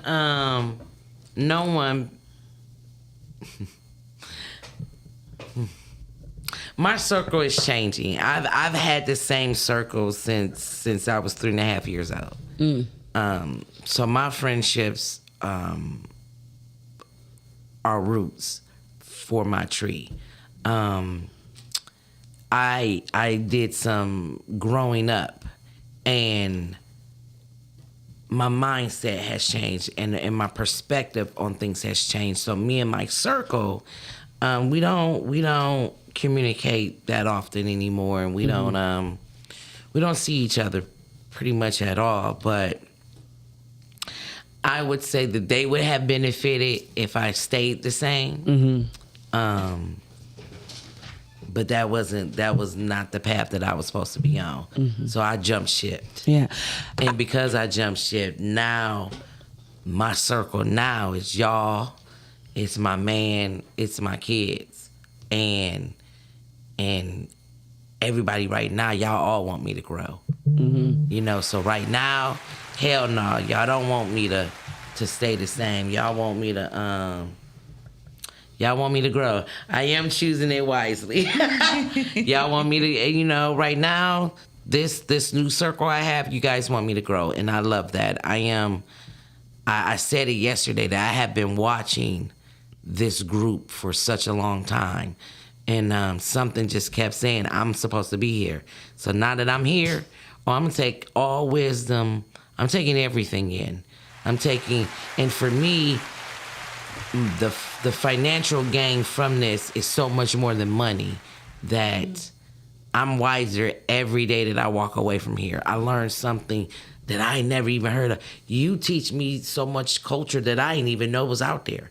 Like, baby, when I say I'm growing, yeah. So my circle now don't want me to be the same. Y'all want me to continue to grow. And that way, y'all continue to grow. We all grow when each other are growing. So I love it. So y'all don't want me to stay the same. Yeah, I truly feel like, it can be a thing. I feel like people don't want you to change. They do want you to stay the same because I feel like they're not ready to change. And it's a point to where they know a shift is going to happen, whether y'all are going to not make it as friends or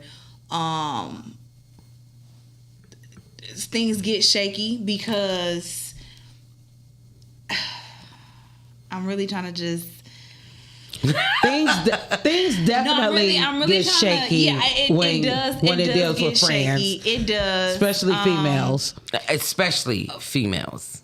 It does, but everybody is not willing to come up to the plate to change. And instead of taking accountability for their own action, they want to put you in the box. They want to make it seem like you're crazy for changing, or that it's something wrong with you for wanting to grow or elevate. And how dare you? Yeah, exactly. And that can have you feeling a little crazy because you like, well, I thought that it was a good thing, but now my friend, someone that's closest to me, is making me feel like it's a bad thing. Right. So which one really is it? And then you start the battle within yourself. Absolutely. So it's a complete cycle.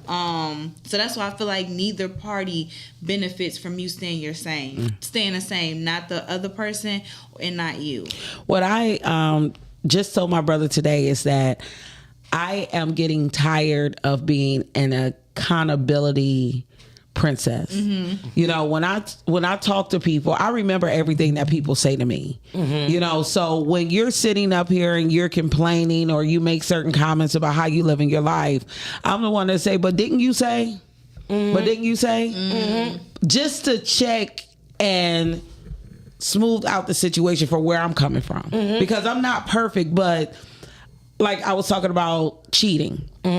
I've never been the type of female that gets in a committed relationship and cheat.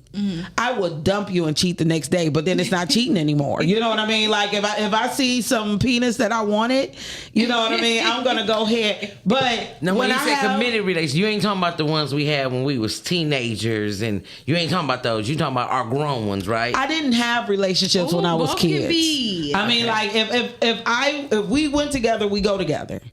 But I have people in my life that feel like it's okay to juggle multiple people. And what I found, like for me, it doesn't sit well with me, even though it's not my life. And I would accept it 5 years ago, but now I'm taking a step back. Like that's not what I want to be around, because when I'm building a life with somebody, or I find my partner, I don't want him to think that all the women that I hang around are cheaters. Flock together. Yep. You know what I mean? Yep, like if it looks like a duck, and the only person that will really know that I'm not that type of person is my best friend from 12 years, where her and I live so many different lives.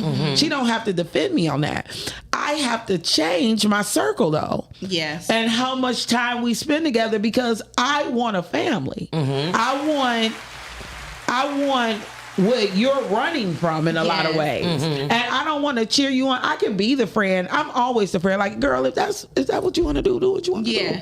I ain't here to judge, but I don't have to judge and be around it. Absolutely. That's true. I don't have to keep, how somebody tell you like, that's just how we are. Like we argue every time we together, and they try to convince you, well, that's just how we are. And it's like, but this these arguments and conversations are draining me. Yes. And like that's what it's they not don't fun anymore. And then they don't understand, And and the you moment become that it's the not problem. fun, there's a problem. Absolutely. Because don't you realize that I can feel that this is not fun no more? Right. Yeah. Like I don't want to do this no more, and it ain't. And I get what you're saying. Like I'm trying to choose my words and everything. So I said choose your words wisely. Only because I've seen what happened to my cousin because he was honest with his answers. Mm-hmm. You know, he never wanted to BS anybody with any answers that he ever gave,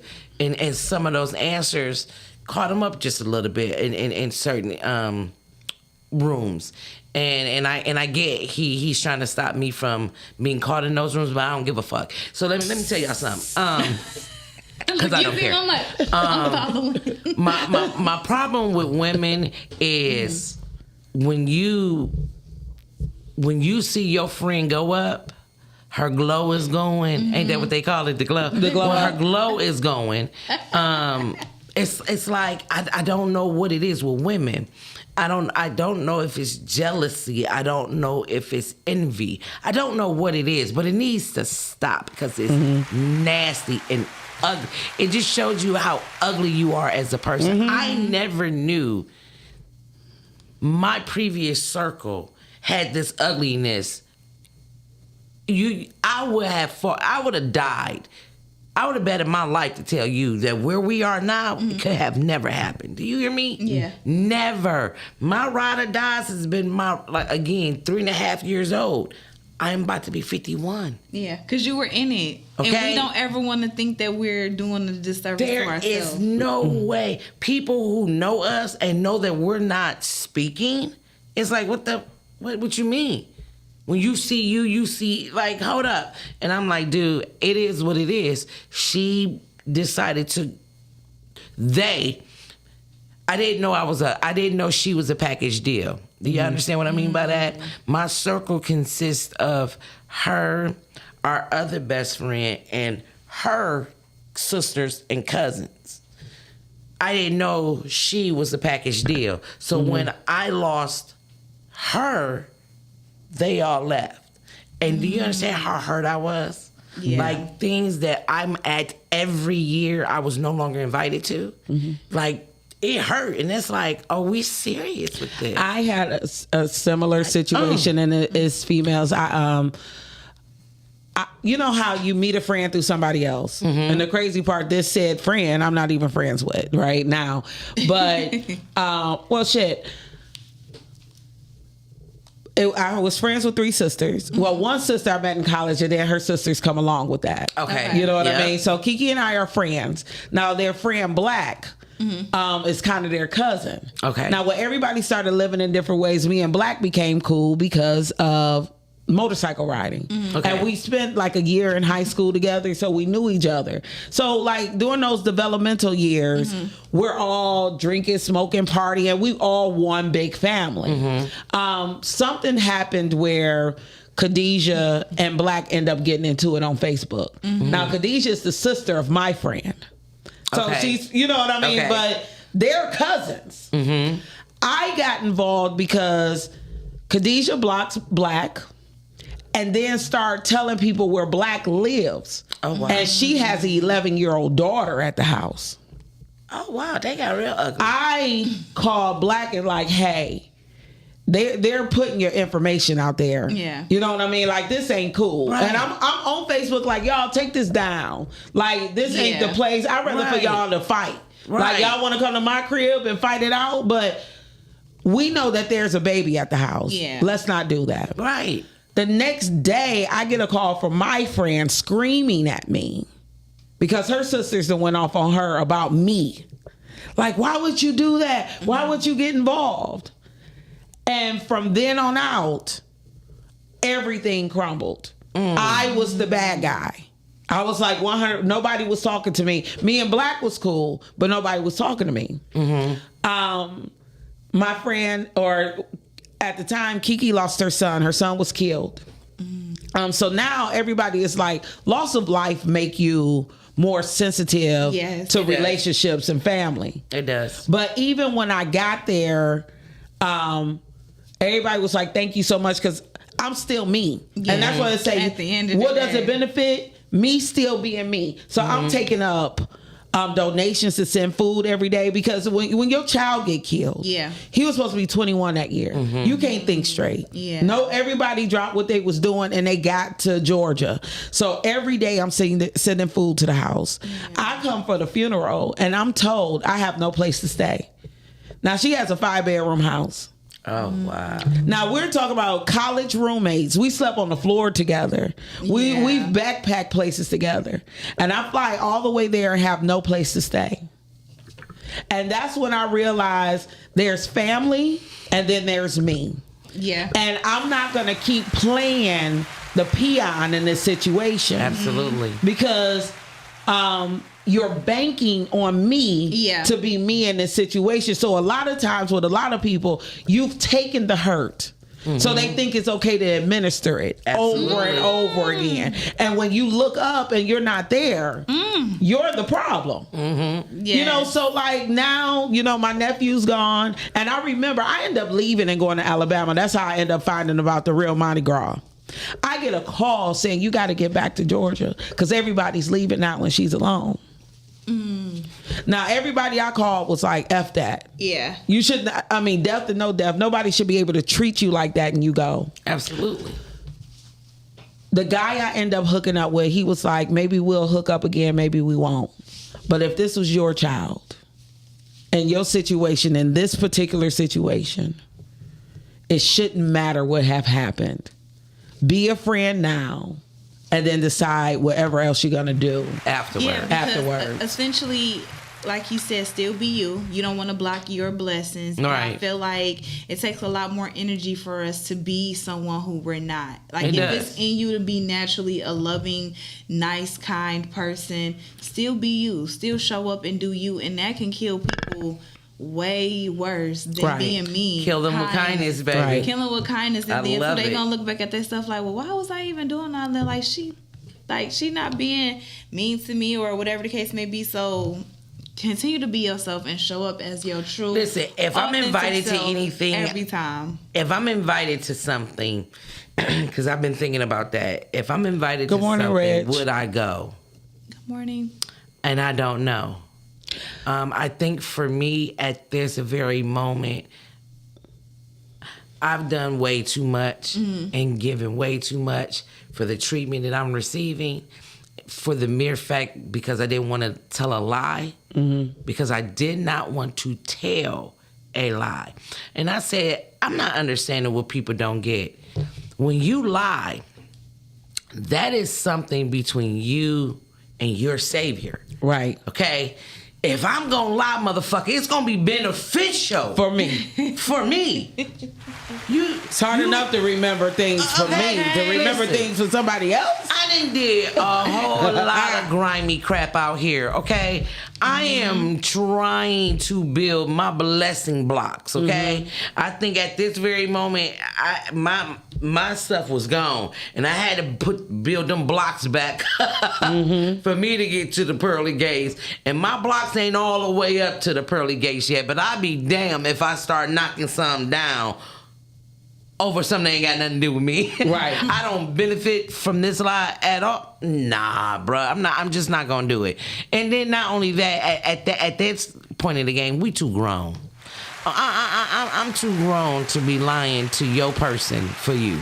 And I'm not about to lie to my person for you either. You know what I'm saying? I'm just not doing that. So at this very moment, if I'm invited, I don't even think that I'm going to go. Now, At a point in time, we gotta wrap it up. It is the show. No, just that too. But And- no, just being on the childish behavior. Like at some point in life, we have to wrap it up. Like we're getting too old out here, and everybody ain't playing. So stay safe. It's I'm listening or reading the comment that Miles had. I was like, this would have been one of those things that him and I would have argued about. Say real you know, big. because he said that I'm staying the same until my God elects something different. Did I say that right? Yeah, pretty much.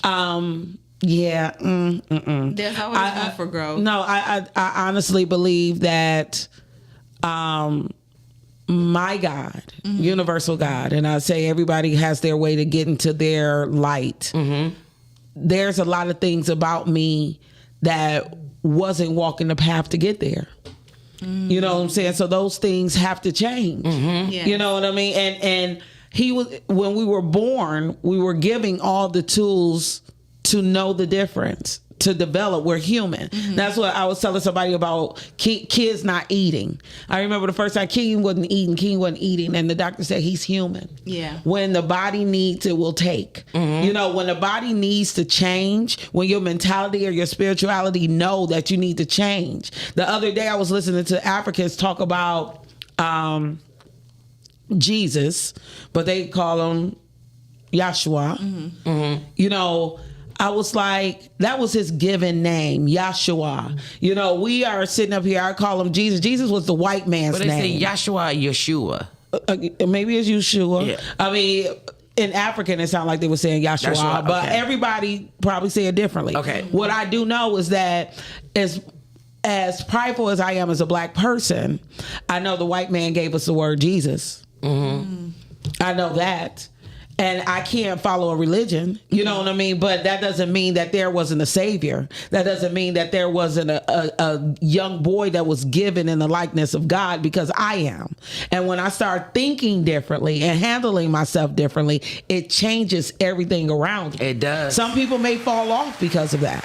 Yes. You know what and I mean? That has to be okay. And it is okay. Yeah. I mean, at 47... It's it ain't okay. it has to be. It is. It is. Oh, because ain't one person wrote a check or sent the cash out to help me with anything. Okay. Oh, no, my cousin did send me $100. I'm like, I can't say that. My cousin did give me some more food. Angie, what's up? And that's only because when you talk about being a single mom, she wanted to change the narrative because she didn't have any help. So she listens to me talk about all the things King and I don't have outside of what's posted. Yeah. Because everybody is judging you by your postings and shit. You know what I'm saying? Yeah, they think they got the you got whole it like story. that, the whole story, because I don't put it to music. And you know what's so funny? I'm not even gonna lie. Half the stuff that I like on Facebook or love, my volume is. I remember I told you my volume is always turned You like down. I ain't going through I don't even hear it. I'm just like I'm just liking the pictures I see or the little video. Like you could be on there saying, Jay Sharice, we gonna get you, and my dumb butt up here loving it. I love it. Catch me out here. Okay. I might start listening to this stuff. Like I love that. I love that. But y'all, this has been a great conversation. It really has. It's been a great show. And somebody said good morning, Lady Gang, too, and I want to give y'all a shout out. Good We morning, apologize. Q. Lewis, Who was gang. it? You saw it? You saw the person? Q Lewis. Okay. Q. Thank Teddy, you, Teddy, Q. We Teddy bear. appreciate that. We wasn't ignoring it. Y'all know that the Rise and Grind Morning Show will be back here tomorrow. Who we got in the house tomorrow? Tomorrow is going to be Brit. It's going to be me and hopefully Mouse. Why they keep forgetting about the most, the one who is going to be winning. So me, Miss Jay Sharice, and Brit tomorrow. Oh, that hurt. You got to do that for a year for one. God. So you're not in the runnings this year. And if you ain't gonna be, you gonna be a girl. Please be careful. Please. But yes, we will all be on tomorrow. that quick. Make sure y'all tap in with us. That's Enjoy y'all Cinco de Mayo. See a shot, take a shot. Anybody want to come give me some tequila and a taco? You know, pour some tequila down my throat. Yes, see a shot, take a shot. Bye. See a shot. I just. Rise and grind. Wanna show at 9:15 a.m. Monday through Friday. Great conversation, guest appearances. 'Cause you